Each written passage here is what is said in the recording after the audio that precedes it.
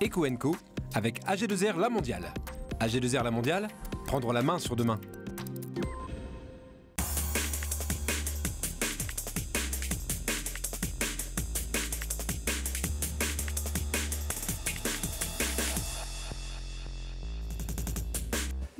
Influer, sécuriser, s'informer, ce sont les trois postures indispensables pour l'entreprise dans un monde qui se complexifie. C'est l'intelligence économique et c'est notre dossier de la semaine. Philippe Ourdin, le président de la CCI Hauts-de-France, est mon invité. Alors la région résiste plutôt bien à la crise, mais les entreprises sont évidemment fragilisées. Il va nous présenter les résultats d'une enquête de conjoncture qui a été réalisée ces derniers jours. Et puis sachez que seulement 22% de la ressource en eau de notre région est de qualité. Alors il faut tous sauver l'eau et le patron de l'agence de l'eau vient nous mobiliser car nous sommes tous acteurs de la préservation de cette ressource. Bienvenue à vous, c'est Eco & Co.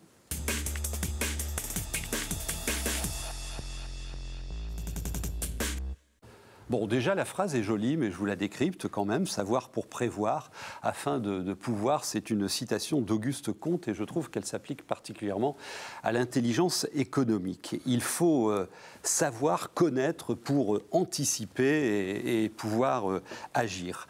Ces derniers jours, la CCI Grand Lille a organisé son assemblée générale et au sommaire, justement, il y avait le dossier de l'intelligence économique. C'est important parce que l'entrepreneur doit faire face à des ruptures inédites et aussi à des grands bouleversements. Alors, ils sont technologiques, avec par exemple la révolution de l'intelligence artificielle. On est tous concernés.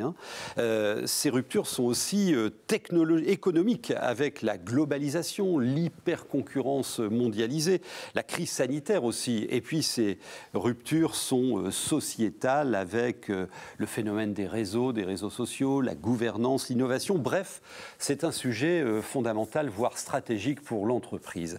L'intelligence économique repose sur trois piliers principaux que vous allez découvrir, que sont l'influence, influencer son environnement, son marché, les leaders d'opinion, la veille également, savoir s'informer pour mieux anticiper, et puis la sécurité économique, et on va commencer par ce sujet.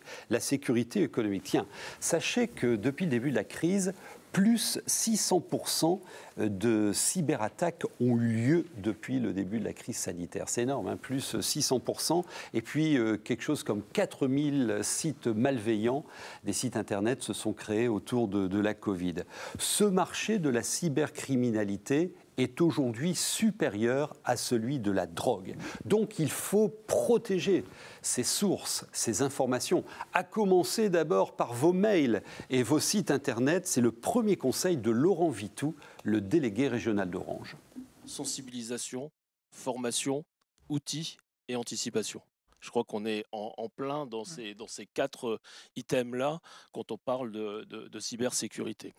Alors c'est vrai qu'on a toujours tendance à partir très vite sur les outils, mais en fait, comme vous l'avez dit justement, le problème, il est entre la souris et la chaise, et donc c'est l'humain.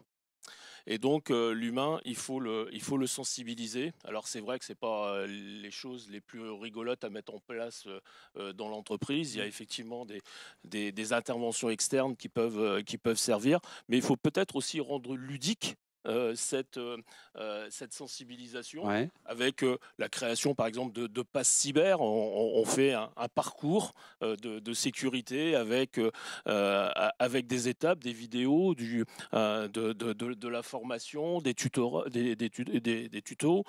et ça permet de sensibiliser. On a fait chez nous, par exemple, dans une agence entreprise, qui est une agence qui est censée commercialiser quand même les œuvres de Vous avez 2000 personnes qui travaillent là-dessus. On a 2000 personnes. Alors voilà, donc là, c'était pas la partie spécialiste, c'était la partie généraliste. On a fait un test de phishing vers ces collaborateurs-là. 25% des gens ont cliqué sur le lien. 13% ont donné leur adresse mail. Alors qu'ils sont chargés, enfin, ils sont quand même très sensibilisés à la problématique des entreprises, quoi. Faites attention au phishing, il est en recrudescence et dans un contexte de concurrence internationale accrue, d'explosion des nouvelles technologies, de nouvelles formes de criminalité, les acteurs économiques deviennent une cible, bien évidemment. Donc il faut bien identifier risques, menaces qui pèsent sur l'entreprise et sécuriser toute la chaîne les partenaires, les clients, les fournisseurs.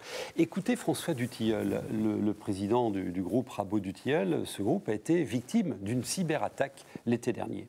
Nous, on s'en est sortis. Ça a été complexe, hein, bien évidemment. Ça a nécessité une grosse mobilisation à l'échelle de l'entreprise avec des experts extérieurs, etc. Moi, j'avais envie de dire, en prenant un peu de recul aujourd'hui, premièrement, 3 enseignements. Premièrement, c'est l'affaire de tout. Enfin, on est tous concernés. Voilà, on est tous concernés. Ça peut arriver à tout le monde. Je ne veux pas vous dire le contraire, Jean-Michel. J'aurais bien aimé que ça ne nous arrive pas, mais il se trouve que ça nous est arrivé et ça peut arriver à tout le monde. Deuxièmement, bien sûr, ça a été dit moult fois, il faut anticiper, il faut se préparer, il faut se faire aider, il y a des spécialistes, voilà, donc quand ça arrive, il vaut mieux appeler des spécialistes, ça va plus vite. Et ils s'y connaissent mieux que nous, bien évidemment. Et puis troisièmement, je voulais arriver aussi sur le facteur humain, ça a été dit par tout le monde, et c'est le plus important. Voilà, la souris et la chaise. J'ai bien aimé cette expression, merci. Mais effectivement, c'est le facteur humain qui est le plus important, et donc voilà, il faut travailler la culture interne, il faut travailler les aspects humains. Donc on le faisait un peu, on le fait plus encore aujourd'hui, bien sûr. De sensibilisation, voilà, les tests qui ont été faits chez Orange, tu citais tout à l'heure Laurent, voilà, on s'y prête également bien volontiers. Voilà, facteur humain le plus important. Voilà, alors on va maintenant parler, après la sécurité, de l'influence. La démarche d'influence, elle passe au préalable par la surveillance de son environnement, avec des veilles institutionnelles, technologiques, géopolitiques même. Et le lobbying est important, bien évidemment. Alors c'est autant d'atouts dans ce que vous pourrez mettre en place pour renforcer votre compétitivité, votre attractivité. Tiens, écoutez le président régional du Centre national des professions de l'automobile. Ça regroupe 19 branches et l'automobile est particulièrement en ligne de mire pour des aspects économiques, des aspects environnementaux. Et je lui ai demandé quelle était sa stratégie d'influence. Alors aujourd'hui, notre défense se fait notamment au niveau de nos dirigeants, ça c'est hyper important. Donc ça veut dire que nous avons une organisation donc bien sûr locale qui va s'adresser à des partenaires locaux en quelque sorte. Donc, par exemple les députés. Donc, ceux qui font la loi. Ceux qui font la loi. Et ensuite, après, nous avons bien sûr une organisation très importante, puisque nous sommes 150 à Paris, où là, effectivement, on a également donc un lobbying vis-à-vis carrément des ministères. Donc il faut savoir que pratiquement, on est en constante communication avec les ministères tous les jours. C'est quotidien. Et est-ce que vous savez concrètement influer sur un projet de loi, changer le cap d'une décision nationale, voire européenne? Vous avez le pouvoir de faire ça? Alors, je ne veux pas être prétentieux, mais en tout cas, on y arrive. On y arrive parce que si vous prenez l'exemple effectivement du malus qui devait être sur des véhicules par rapport au poids, on a quand même réussi à ne pas limiter à 1,3 tonne mais à 1,8 tonne. Donc non, on a sans arrêt des actions où on réussit. Par contre, il y en a où c'est un peu plus compliqué. Et notamment aujourd'hui sur les décisions qui sont prises sur les véhicules électriques, c'est un peu compliqué ce qui se passe parce qu'on ne propose qu'une solution qui est le véhicule électrique. Et je pense que par la suite, il faudra que tout le monde comprenne qu'il n'y a pas qu'une solution pour l'avenir, parce que c'est très dangereux pour nos entreprises. Donc vous voyez, les stratégies d'influence sont très importantes. Alors elles se jouent au niveau de l'entreprise, mais également au niveau des organisations professionnelles. Et le conseil derrière cette intervention, c'est de rejoindre justement ces organisations professionnelles. Et puis il y a le troisième pilier, qui est celui de la veille stratégique. Donc là, il faut cibler, rechercher, collecter, analyser les informations. L'Internet est évidemment une très bonne source. Ça vous permettra d'affiner votre prise de décision. Et puis ça passe tout d'abord par la surveillance des appels d'offres. Ça passe aussi par des alertes sur l'environnement, ça passe aussi par le suivi des évolutions des marchés. Donc vous voyez toute une panoplie d'attitudes, de méthodes, de process que doit adopter une entreprise, et quelle que soit sa taille, les grands groupes, les PME, les TPE, on est tous concernés par l'intelligence économique, et on y reviendra d'ailleurs la semaine prochaine avec 2 autres témoignages.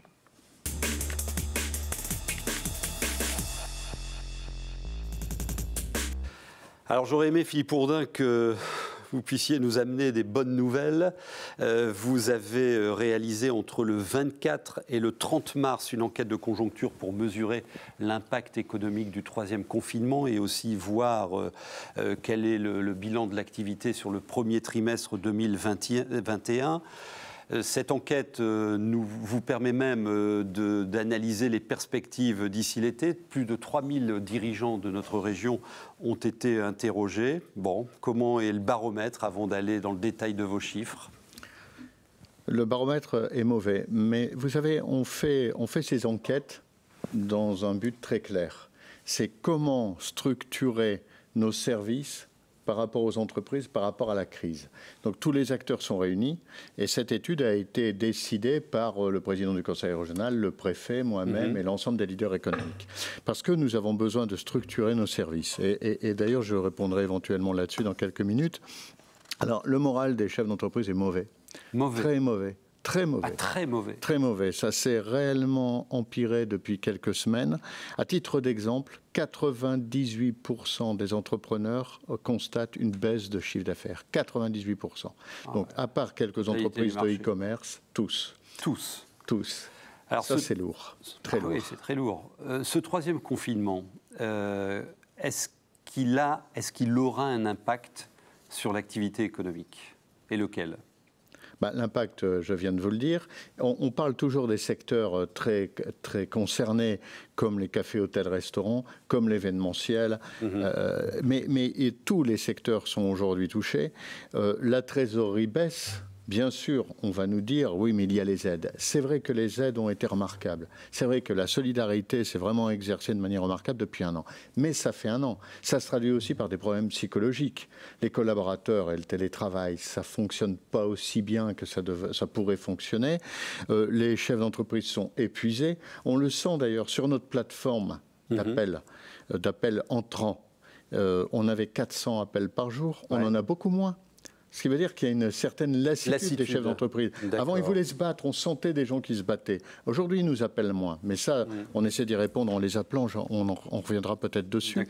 Mais ça se traduit vraiment par une baisse de trésorerie et une inquiétude. Par exemple, 31% des chefs d'entreprise prévoient un dépôt de bilan cette année. 31%. Un entrepreneur sur 3. Un entrepreneur sur 3. Alors ça ne se fera peut-être pas, mais pour vous dire le moral. Donc c'est vraiment très inquiétant. Alors il y a un chiffre précis dans votre enquête sur la trésorerie qui baisse évidemment, mais c'est énorme puisque les 2/3 des dirigeants déclarent une baisse de trésorerie avec ce troisième confinement. On va rester au niveau du porte-monnaie de l'entreprise. Il y a une dette. Et il va falloir commencer à la rembourser. Alors les PGE, bien sûr, et plus les dettes classiques portées par les entreprises. Que disent les entrepreneurs là-dessus ? Vous avez les PGE. Oui.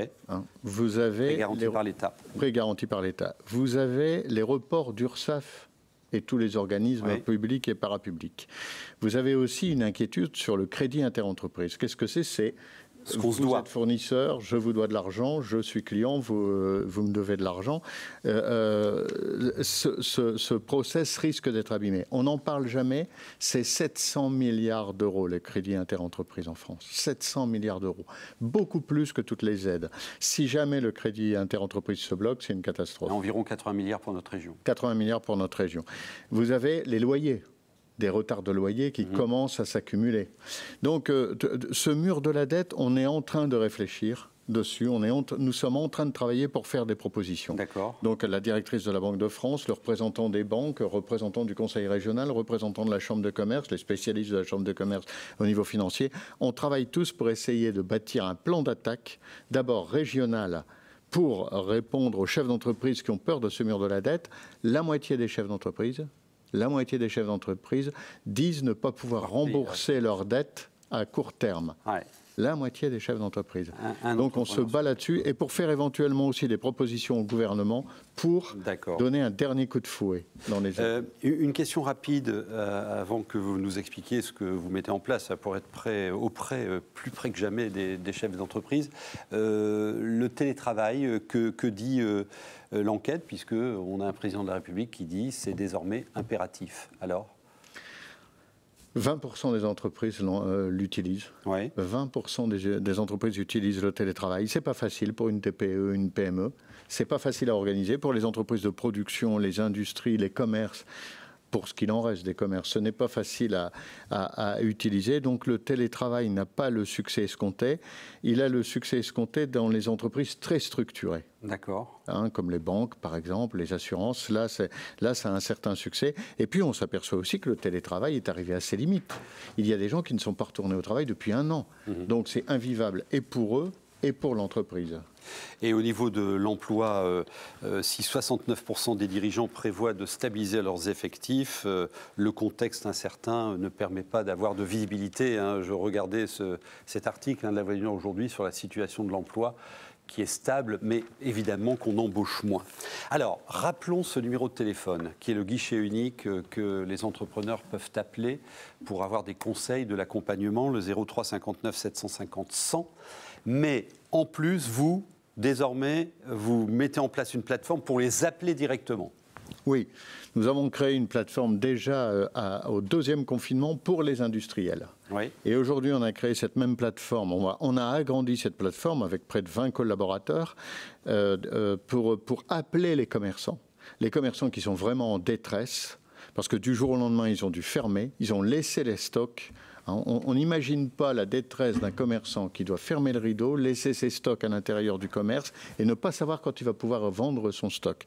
Donc on les appelle et honnêtement on a d'énormes remerciements. Ouais. Alors pourquoi les appelle-t-on ? Qu'est-ce que vous leur dites ? Qu'est-ce que vous faites ? D'abord pour leur montrer que nous sommes derrière, parce que nous sommes peut-être la CCI, mais on travaille pour toutes les forces économiques, pour l'État, parce que l'État est avec nous, et pour le Conseil régional. Nous travaillons tous ensemble et on leur propose tous les moyens d'arranger les choses.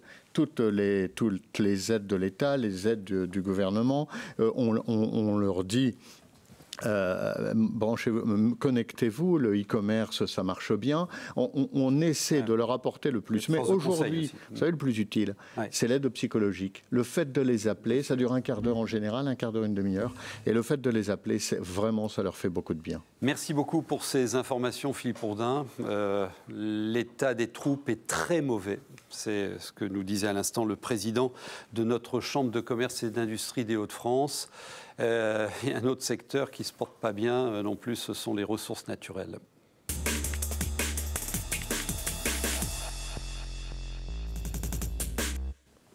Alors, on va parler de l'eau, puisque l'agence de l'eau Artois-Picardie participe à la mise en œuvre des politiques publiques en matière d'eau et de milieux aquatiques. Elle lance une grande consultation publique pour informer sur le futur de l'eau et aussi collecter les avis des entreprises et des habitants, parce que l'eau est en danger.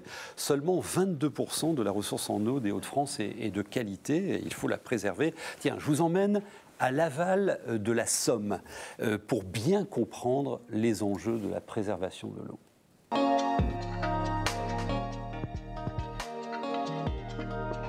On surnomme notre Terre la planète bleue et pour cause, l'eau recouvre 72% de sa surface.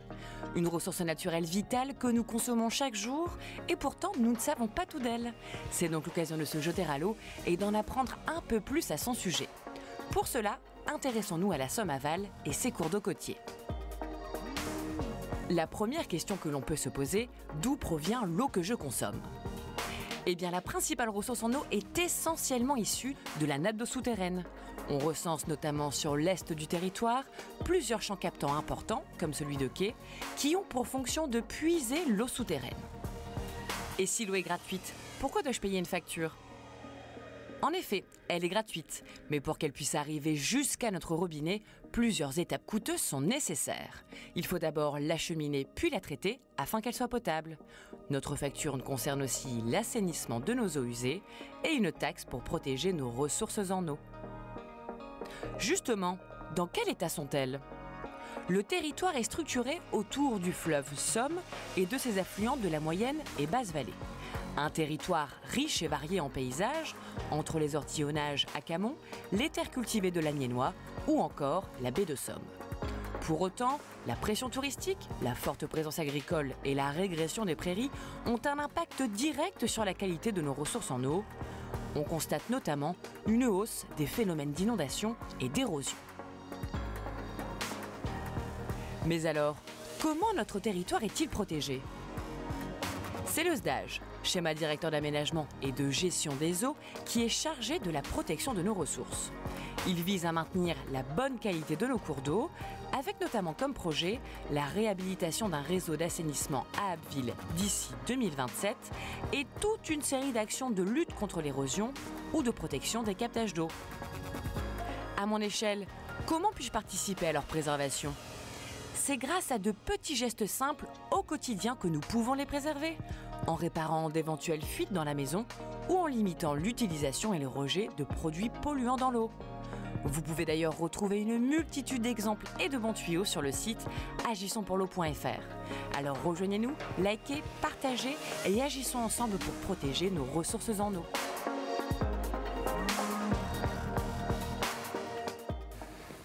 Il faut donc agir, mobilisation générale. C'est en tout cas le cri du cœur de Thierry Watin, qui est le directeur général de l'Agence de l'eau, qui nous propose des solutions à mener ensemble. Or, l'eau, c'est notre quotidien. 90% de ce que nous buvons, l'eau potable, est pompée dans les nappes souterraines.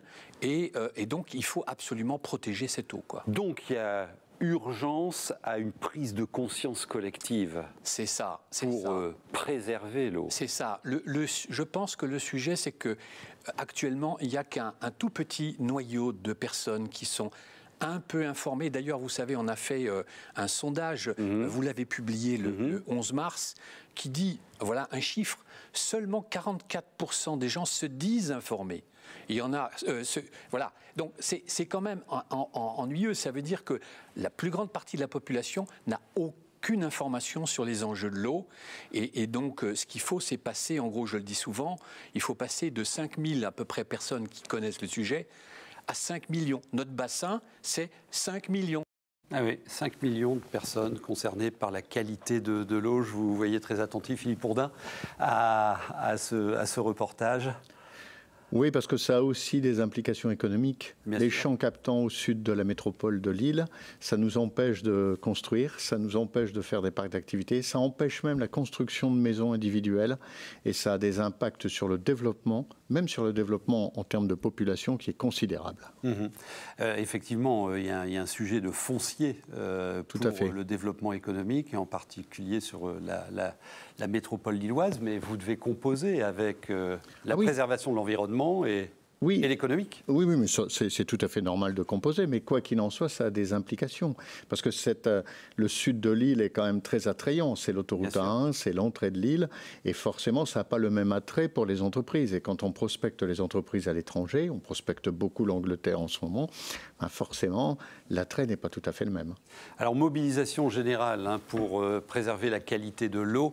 L'Agence de l'eau, La Voix du Nord et WEO vous proposent une série de conférences pour vous informer et aussi donner votre avis. Les prochains rendez-vous, mardi 6 avril à 19h, sur la thématique des continuités écologiques. Comment une rivière joue le rôle de filtre et de la qualité de l'eau. Et un autre rendez-vous le vendredi 16 avril, toujours à 19h, sur les milieux urbains. On parlera de la métropole lilloise et de la gestion des eaux pluviales.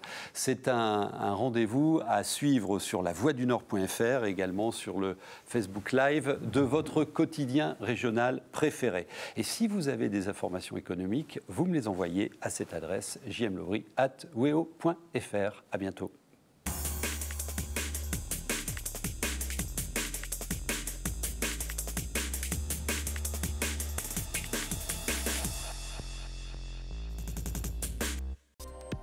Eco & Co avec AG2R La Mondiale. AG2R La Mondiale, prendre la main sur demain.